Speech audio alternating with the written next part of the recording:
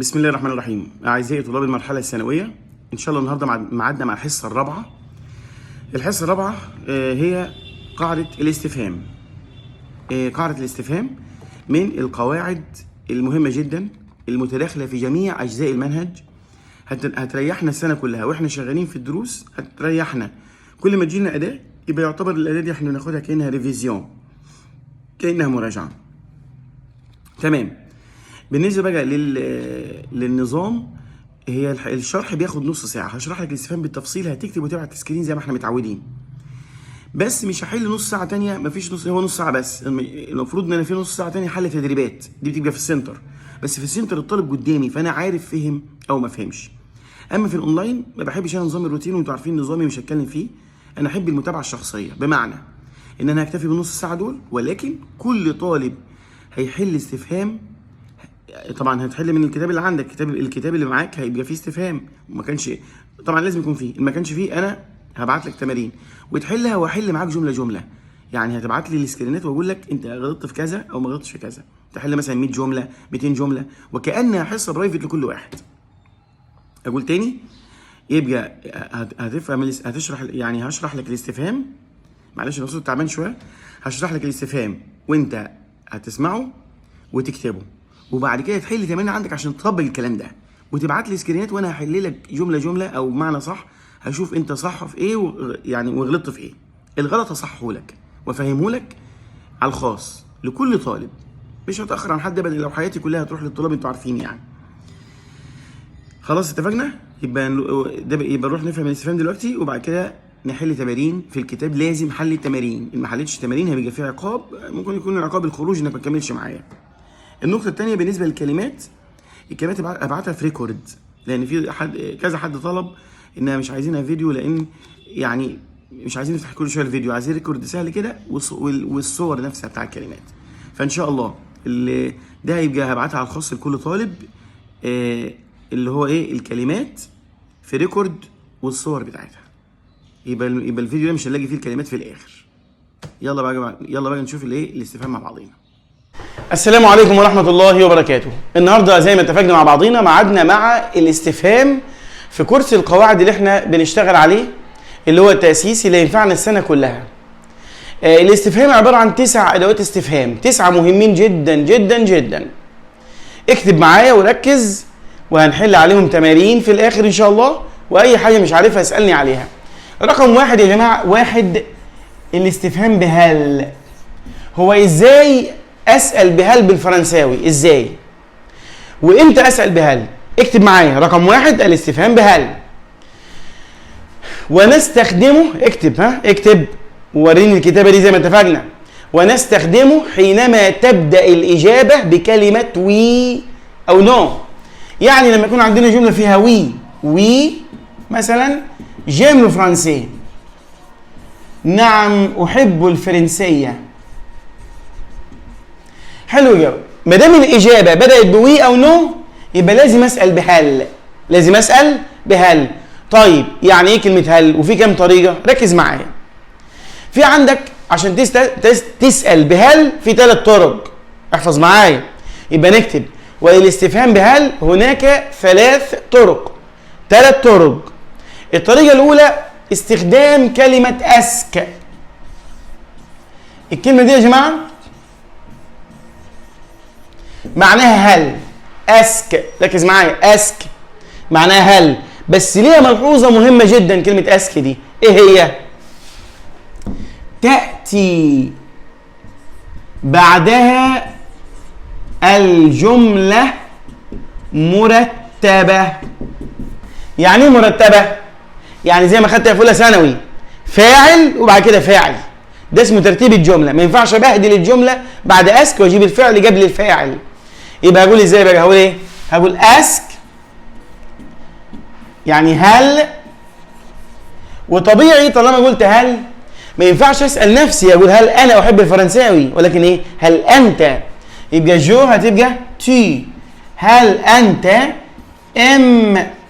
تحب لو فرنسي؟ الاف دي اختصار الفرنسي. هل انت تحب الفرنسيه؟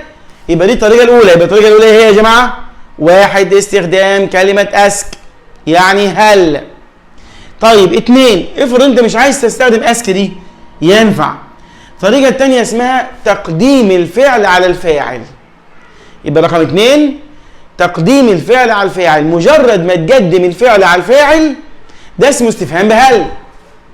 مثلا جملة زي دي، اقدم الفعل ده على الفاعل، ما اقولش اسك خالص، اقول امتي لو فرنسي، امتي لو فرنسي، هل تحب الفرنسية؟ يبقى طريقتين لحد دلوقتي، واحد ايه؟ استخدام كلمة اسك بمعنى هل. 2 تقديم الفعل على الفاعل، قدم الفعل على الفاعل، يبقى ده استفهام بهل برضه، معناها بتحب الفرنساوي. 3 اسمها طريقة اللهجة، اكتب طريقة اللهجة. يعني ايه اللهجة؟ يعني اجيب جملة مرتبة عادي جدا، فاعل وفعل، بس احط علامة استفهام في الاخر، ودي على فكرة اللي بنستخدمها في العربي دايما. مين بنستخدمها في اللهجة العامية؟ مين فينا بيستخدم كلمة هل في العامية؟ مفيش، صح؟ هتسأل صاحبك بيقول له ايه؟ ذاكرت الدرس؟ اهو هي دي اسمها اللهجة. انت اسمك علي؟ لهجة. رحت القاهرة؟ لهجة، اللهجة. يبقى الصيغة نفسها هي تعبر عن الاستفهام بهل. يبقى الجملة تبقى مرتبة عادي جدا، تي ام لو فرنسي. يبقى دي الثلاث طرق يا جماعة لما اسأل بهل. 1 استخدم كلمة اسك، يبقى انت الكلام ده هينفعك كمان في الايميل، غير سؤال الجرامير القواعد هينفعك في سؤال الايميل. لما تشوف في سؤال الايميل كلمة اسك تعرف ان معناها هل. لما تشوف تقديم فعل على فاعل وعلامة استفهام تعرف ان معناها هل. لما تشوف اللهجة مترتبة كده الجملة بس في علامة استفهام يبقى معناها هل. يبقى الثلاث طرق، استخدام كلمة اسك، تقديم الفعل على الفاعل، ثالث حاجة اللهجة. حلو جدا. دي الأداة الأولى. احنا عندنا 9 أدوات بالظبط يا جماعة، 9 أدوات. نكتب بقى الأداة الثانية.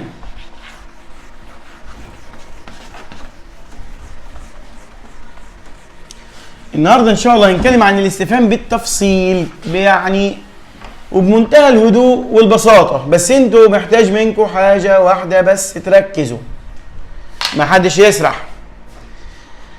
انا بكلمكم بعد يوم شغل متعب جدا بس ما اقدرش اتاخر عنكم. رقم 2 نكتبها ناحيه الشمال بقى. رقم 2 هي كلمه او. او يعني ايه؟ اين.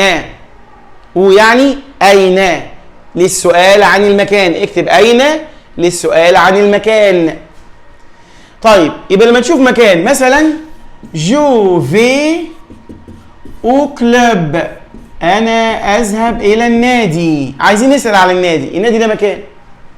طب ينفع نسال بهل يا دي؟ انت ينفع نسال بهل؟ ما ينفعش. ليه؟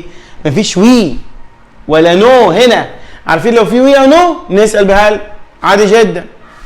النادي مكان، هنسال بهل، باين عفوا، يبقى اين. طب يا ترى ركزوا معايا بقى عشان ناخد ايه؟ نركز في تكوين الجملة. انا هسأل بأين. هل الجملة بعد أين هتكون مرتبة يعني فاعل وفعل، ولا غير مرتبة فعل وفاعل؟ ينفع كده وكده. يبقى ممكن نقول او تي فا او كلب، عفوا طبعا مش هينفع نذكر النادي، هنذكره ازاي لما احنا نسأل عنه؟ او تي فا، أين تذهب؟ كده جملة مرتبة، صح. وينفع نبهدل الجملة بقى، نعكسها، او فا تي، أين تذهب؟ صح. جملة مرتبة وغير مرتبة. هنا بقى خد المعلومة دي واكتبها عندك. يجوز استخدام كلمة اسك اللي معناها هل بعد أي أداة استفهام. الله، يعني ينفع احطها بعد اين؟ ايوه. وبعد متى؟ وبعد كيف؟ بعد اي اداه استفهام ينفع اجيب اداه الاستفهام اللي معناها ايه؟ هل. طب هيبقى معناها ايه هنا؟ ملهاش معنى كده اهو، او واحط بعديها كلمه اسك. الله، طب هي جايه ليه؟ افتكروا الملحوظه اللي جايبناها على اسك من 5 دقائق، ايه هي؟ او من 3 دقائق كمان. تاتي الجمله بعد اسك مرتبه، فاكرين طبعا دي من 3 دقائق. نفس الكلام، اسك جايه هنا بعد اداه الاستفهام عشان تجبرنا على الترتيب، تجبرنا على ترتيب الجمله. كده احنا مجبر ارتب. انما اقوم من غير اسك ينفع ارتب وينفع ما ارتبش. كده لازم ارتب، لازم اقول او اسك تي فا، اين تذهب. يبقى اسك هنا جايه مش بمعنى هل خالص، دي جايه فقط عشان ارتب الجمله. طب تيجي ازاي في الاسئله دي؟ اقول لك تيجي ازاي. لما احط نقط هنا كده اهو، نقط هنا، السؤال هيبقى ازاي؟ ممكن اجيب لك في الاختيارات بقى او واو اسك، انت هتختار ايه؟ تختار او، لان الجمله دي مش مرتبه. انما او اسك ما تنفعش، لان او اسك عايزه جمله بعدها ايه؟ مرتبه. يبقى لحد دلوقتي جبنا 3 صيغ في 3 طرق نسال بيهم باين. او ونرتب الجمله، او وما نرتبش الجمله، او اسك ونرتب الجمله. نرتبها ليه؟ عشان جبنا كلمه اسك. خلصوا على كده؟ لا يا عم، ده في طريقه رابعه كمان، ان انا اجيب او في الاخر، فاقول ايه؟ تي فا او. يبقى او هنا جت فين؟ في الاخر. تنفع برضو 4 طرق استفهام. او وارتب، يعني اداه الاستفهام وارتب، اداه الاستفهام وما ارتبش، اداه الاستفهام واجيب اسك وارتب، او اجيب اداه الاستفهام فين؟ في الاخر. دي بالنسبه للاداه الثانيه اللي هي او يعني اين. حلو جدا. نروح للاداه الثالثه. ايه الاداه الثالثه بقى يا جماعه؟ الاداه الثالثه طبعا هي كان. يعني ايه كان؟ متى. كان يعني متى تسأل عن الزمن. الزمن اي يوم، اي ساعة، اي فترة زمنية، اي موسم، اي شهر، اي اسبوع. زي ما بقول جو في، انا اذهب او كلوب الى النادي لو متى. يعني ايه لو متى؟ صباحا، الصبح بروح النادي الصبح. طب الصبح ده مش زمن؟ زمن. يبقى نسأل بكا بنفس ال4 صيغ اللي قلناهم من شويه. يا ترى فاكرينهم ولا لا؟ اكيد فاكرينهم. كان اداه الاستفهام ورتب، كان تي فا او كلوب، او كان وما رتبش يبقى كان فا تي او كلوب، او كان واجيب اسك. اسك اللي بتستخدم للترتيب، يبقى كان اسك. كده بقى لازم ارتب الجمله. اوعى حد يقول لي معناها هل هنا، ملهاش اي معنى. كان دي متى، كان ديسك متى. وبعد كده رتب بقى تي فا او كلوب، واخر حاجه تي فا او كلوب كان.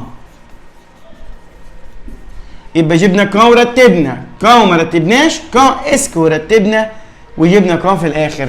على فكره يكفيك معرفه واحده بس، كان لو انت ايه تبقى ماشي على جدك حاجه تعبانه كده. انما انت لما تكون عايز تبقى متمكن يبقى لازم تكون عارف التفاصيل دي، عشان لما تجي لك في اي جمله قدامك اي واحده من دول تبقى فاهم ان جت ازاي.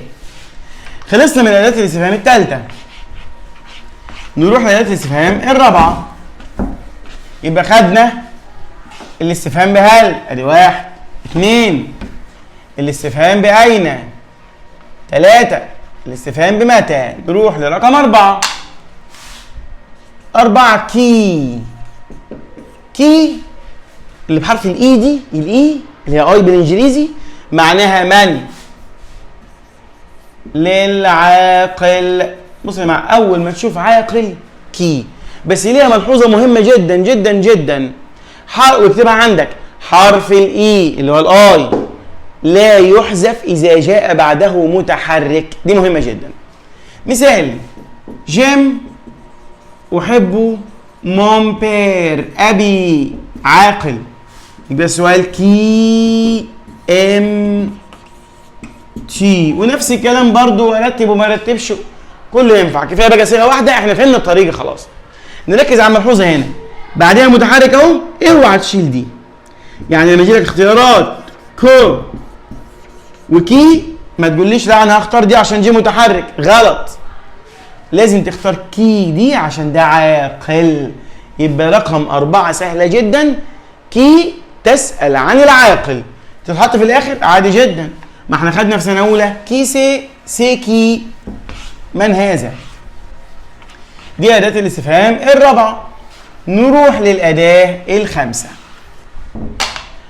الخامسة لا لازم نفتح بقى الفتحة دي كده أهو، لأن الموضوع هيطول معانا الخامسة شوية. كو كاسك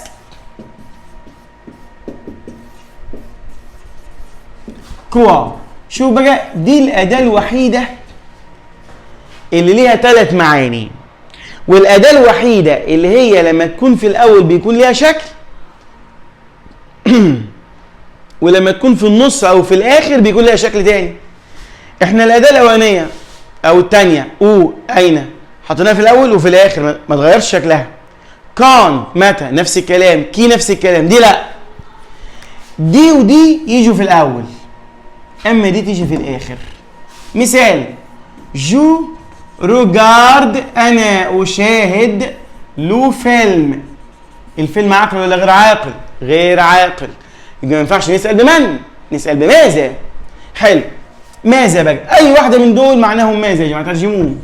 ماذا للسؤال عن أي غير عاقل بس تفرق. هحط كو في الأول يبقى كو، ودي بعدها أرتب أو ما أرتبش عادي. كو تي روجارد، ماذا تشاهد. كو روجاردو تي، ماذا تشاهد. يبقى كو تي في الأول وأرتب أو ما أرتبش صح. أما كسك لازم ترتيب بقى. يا ترى حد منكم ذكي يقول لي إيه السبب؟ إشمعنى كسك لازم نرتب؟ أقول لك ليه. أهو برتب أهو، برتب يعني بجيب الفاعل الأول أهو، فاعل وفاعل، هو ده اسمه الترتيب. يبقى يعني ايه الترتيب؟ يعني ايه ارتب؟ يعني اجيب الفاعل قبل الفعل. انما لما اجيب الفعل قبل الفعل ده يبقى عدم ترتيب. بصوا ما احنا ممكن نكون من سنه اولى حافظين ان كلمه كاسك معناها اداه استفهام بس مش عارفين جت ازاي، بس المفروض بعد حصه النهارده عرفنا جت ازاي. هي عباره عن كو اللي هي دي اللي هي دي بالظبط، شلنا دي وحطيناها بصرف عشان متحرك، واسك دي اللي احنا لسه جايينها حالا. اسك اللي بتيجي بعد اداه الاستفهام عشان ارتب الجمله. تاني كو معناها ماذا، وكو اهي معناها ماذا، وحطيت اسك بعديها عشان ترتيب الجمله. يبقى معنى الكلام ده ان كو ينفع ارتب وينفع ما ارتبش، انما كاسك لازم ترتيب الايه الجمله. كو بقى لو جت لي في الاختيارات والنقط في الاخر او في النص ما تكونش في الاول ابدا، يبقى هنا اسال ازاي؟ اقول تي روجارد كوا، ماذا تشاهد. كوا جت فين هنا؟ في الاخر. يبقى في الامتحان لما تشوف النقط في الاول يا دي اللي هتيجي منهم، ولما تشوف النقط في النص او في الاخر تاخد كوا. دي اداه الاستفهام رقم 5. حلو. طبعا كل ده هيثبت بقى بالتمارين ان شاء الله.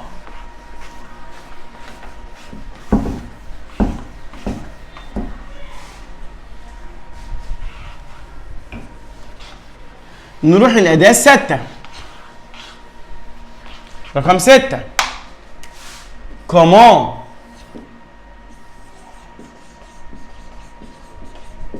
كومون يعني كيف. بص بقى، كومون بتسأل عن 4 حاجات. اكتب عندك، ومش هقول مثال على الأولى ولا الثانية ولا الثالثة لأنهم حاجات تافهين جدا، هقوله شفوي بس مش هنكتبه. كومون تسأل عن 1 الاسم. مش هقول مثال. ليه يا ميسيو مش هقول مثال؟ ليه؟ عشان خاطر الاسم كلنا عارفين. سؤال عن الاسم اسمه كومون تي تابيل، سهل جدا. طيب 2 تسأل عن الحال. مش هنكتب مثال. ليه؟ لأنها سهلة جدا، كلنا عارفين السؤال عن الحال كومون سافا. 3 تسأل عن الصفة. أي صفة خدناها في سنة أولى كنا بنسأل بكومون، زي تيميد سوسيابل والكلام ده. يهمني الرابعة جدا. تسأل عن وسيلة مواصلات. يبقى الاسم والحال والصفة وسيلة مواصلات.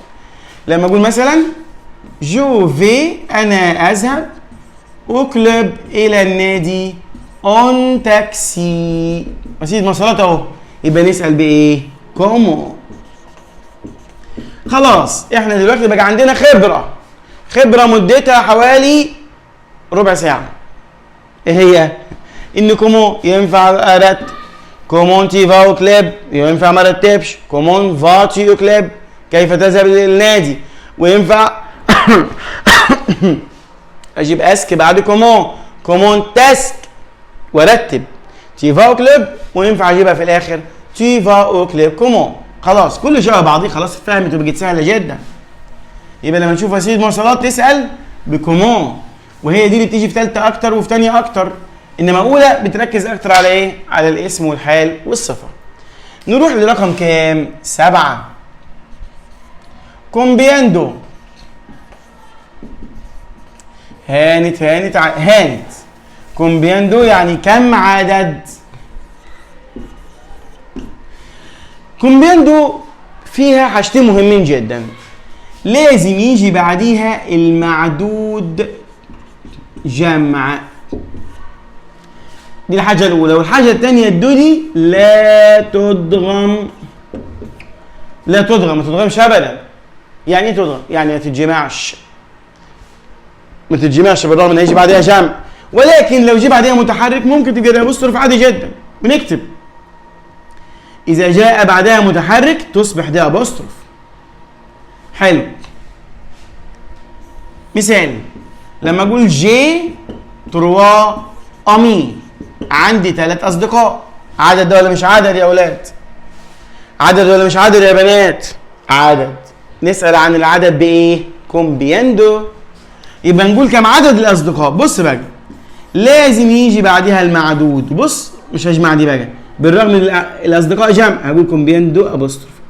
كومبياندو أمي، كم عدد الأصدقاء أنت تمتلك.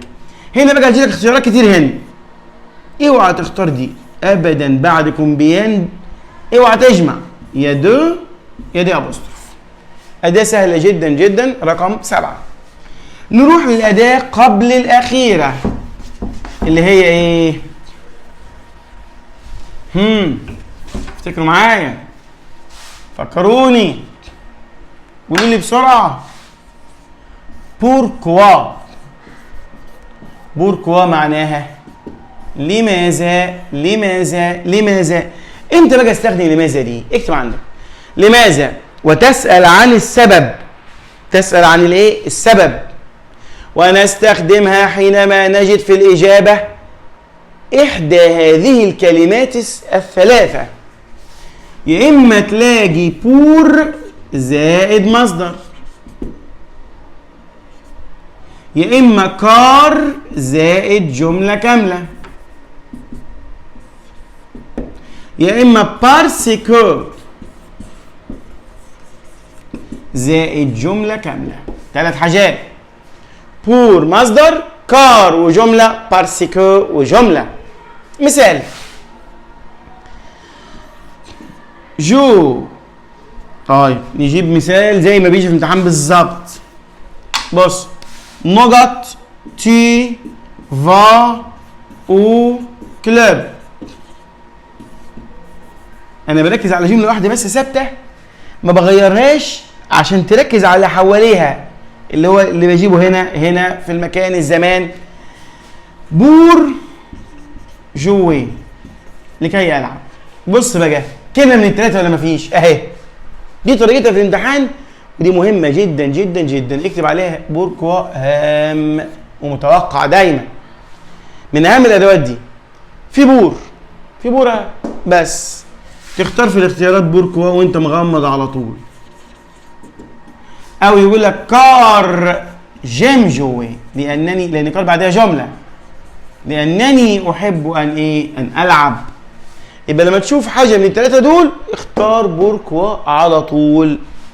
نيجي بقى لاخر اداه عندنا عشان بعد كده نحل تمارين على الاستفهام ان شاء الله.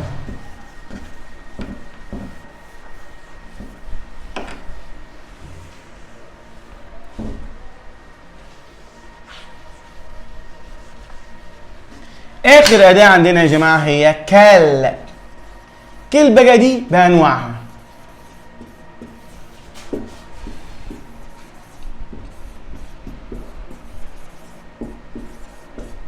بصوا يا جماعه، كلمه كل دي معناها ما او اي. ليها او انا بسميها اسهل واصعب اداه. انا بسميها كده اسهل اداه. ليه؟ اي طالب مهما كان متخلف تقول له دي بتاعت ايه؟ مفرد مذكر، دي مفرد مؤنث، جمع مذكر جمع مؤنث. فهي الاداه في حد ذاتها سهله جدا، ولكن مشكلتها ان هي ما بتعتمدش عليها، هي بتعتمد دايما على الكلمه اللي بعديها. ودي حسب بقى، ممكن انت تكون بتحفظ كلمات كويس فتعرف الكلمه دي مذكر ولا مؤنث، ممكن ما تكونش تعرف. على فكره انا عامل فيديو للمذكر والمؤنث حلو جدا هيفيدك، عندي على القناه على اليوتيوب، لو محتاجه ابعته لك ابعت لك اللينك بتاعه. المهم، يبقى هي اصعب اداه ليه معتمده على اللي بعديها. ممكن يجيب لك كلمه تراكميه من سنه اولى ثانوي ما تكونش مشهوره قوي، وممكن يجيب لك كلمه مشهوره جدا.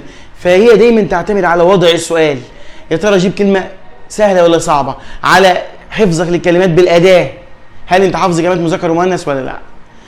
طيب هنا بقى السؤال، في ناس كتير بيقول طب امتى اسال عليها بما وامتى اسال باي؟ امتى يكون معناها ما وامتى يكون معناها اي؟ سهله جدا الموضوع ده يا جماعه. كلمه معروفه بانواعها، كلمه بانواعها بيجي بعديها يا اما اسم يا اما بيجي بعديها فيرب اتر. يا دي يا دي. ان جاء اسم يبقى معناها اي، وان جاء فعل اتر يبقى معناها ما. يبقى هنا دي اجابه على السؤال اهو. لما يجي بعدها اسم يبقى معناها ايه؟ اي. يجي بعدها فعل اتر يبقى معناها ما. عايزين مثال. مثلا اقول كل، نكتب مثال باللون الثاني عشان يبقى واضح. اقول كل سبور اي رياضة انت تحب. هنا ما ترجمهاش ما، اي. ليه؟ عشان تجي بعدها اسم اهو. طيب انما لما يجي بعدها فيرب اتر يبقى معناها ما. اقول كيلي، نفس المعنى على فكره، نفس المعنى، السؤال عن الرياضه المفضله بس بشكل تاني. كيلي تون سبور بريفيري، ما هي رياضتك المفضله؟ علامه استفهام. يجي بعدها هنا اهي فيرب اتر يبقى معناها ما تكون رياضتك المفضله. حلو، يبقى عرفنا دلوقتي معلومه مهمه. لما يجي بعدها اسم يبقى معناها اي، ولما يجي بعديها فعل اتر يبقى معناها ما. ولكن لو انت مركز معايا هنقدر نستنتج حاجتين مهمين جدا دلوقتي. ايه هما؟ بص يا حبيبي، دلوقتي كلمه يجي بعديها اسم يا فيرب اتر، نستنتج من دي ان كلمه يجيش بعديها ضمير، يبقى ممكن نكتبها كملحوظه من تحت. كل لا ياتي بعدها ضمير. هتفيدني في ايه؟ هتفيدني في حاجات كتيره جدا جدا جدا. هتشوف اسئله كتير بعد النقط تلاقي تي، جو، إل. اول ما تلاقي ضمير زي كده استبعد كده على طول، ما تنفعش. ليه ما تنفعش؟ لان كلمه ما ينفعش يجي بعدها ضمير، يا اما اسم يا فيرب اتر. يبقى دي معلومه مهمه. كل ما تشوف ركز، وهنحل دلوقتي تمارين. اول ما تشوف بعد النقط ضمير اوعى تختار كلمه، ابعدها. طب تاني حاجه، احنا بنقول بيجي بعدها فيرب اتر، معنى كده ان شفت بعد النقط فعل مثلا زي اللير، مانج، اي الافعال بقى، افعال المنهج كله ما تاخدش كلمه. اي فعل غير اتر بعد النقط اوعى تاخد كلمه. اشطبها عشان الاختيارات تجي عليك، فالموضوع يبقى سهل في اختيار اداه الاستفهام المناسبه. يبقى والكلام ده مش هتلاقيه موجود في الكتب، بقى ركز معايا. كلمه الحته دي بالذات ما ينفعش يجي بعديها ضمير، وما ينفعش يجي بعديها فيرب غير فعل اتر. دي الاداه التسعه، اتمنى تكونوا فهمتوا، ولكن الفهم من غير تطبيق ملوش لازمه. يلا